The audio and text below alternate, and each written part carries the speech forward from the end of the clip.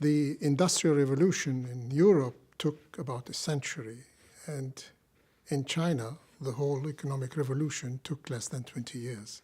It's a unique historical phenomenon to see such transformation of an entire society from one stage, agricultural, traditional stage, to modern industrial stage. It's quite a thrill to be a spectator of that, or a participant. China has never had a colonial past in the area. And we have had maybe grudges or grievances regarding other Western powers, Europe, etc., because they were present in our country.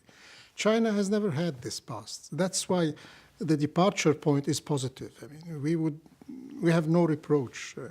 On top of that, China's policy now is never to interfere into inside politics of any country. And that's very important in the Middle East, where a lot of people are interfering because of the nature of the struggles going on in the Middle East. So these are two positive things which a lot of people, not only the Lebanese, yes, but others notice about China. One, it doesn't have past, it doesn't have any desire to interfere in our countries, or to change regimes, or to influence or anything. It just does business on an equal basis. And that is why there is a positive outlook regarding China. And as I said, it's across the board in the Middle East, but particularly in Lebanon.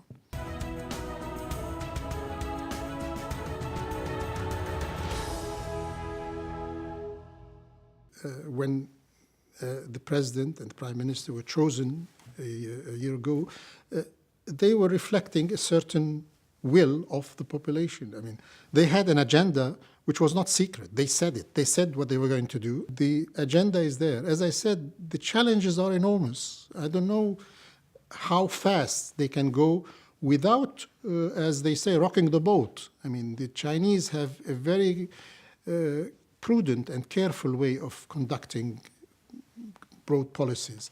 They don't want to have an economy going awry, etc. So they have to do it while the economy is still running fast, it's still growing.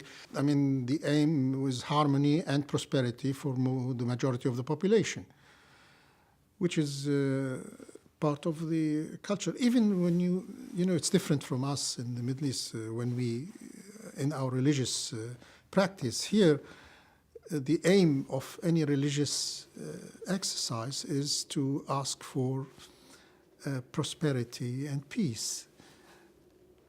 In our case, it's other aims. But here it's simply prosperity, luck, and peace. And it's a very practical approach to one's personal dreams or what we seek. So if this is the Chinese dream, it's a very human dream. I mean, all human beings have this dream. But you made it one of the practical aims of individuals.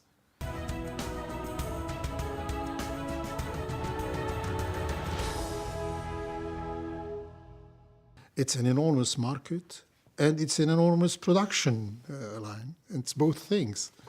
The fact that China is now the first trade partner in the world is a benefit to the whole world. I mean, some people say that if it were not for China, the recession in the in Europe would have been much greater. Actually, they had the market, the Chinese market, to save them from the recession in many fields. I don't know how well would GM or Mercedes do without the Chinese market. I mean, and a lot of things are like that. It's an enormous market. And also the Chinese now, they have a tendency to travel a lot and to spend a lot outside. I think the Chinese tourists are some of the most spendthrift when they travel abroad.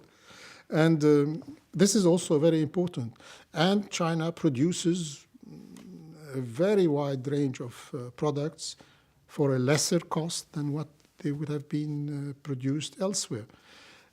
It is an enormous benefit for everybody. The emergence of China, since 30 years to now, has changed the world economy and benefited the world economy. And I think everybody knows it. That's why they cooperate with China.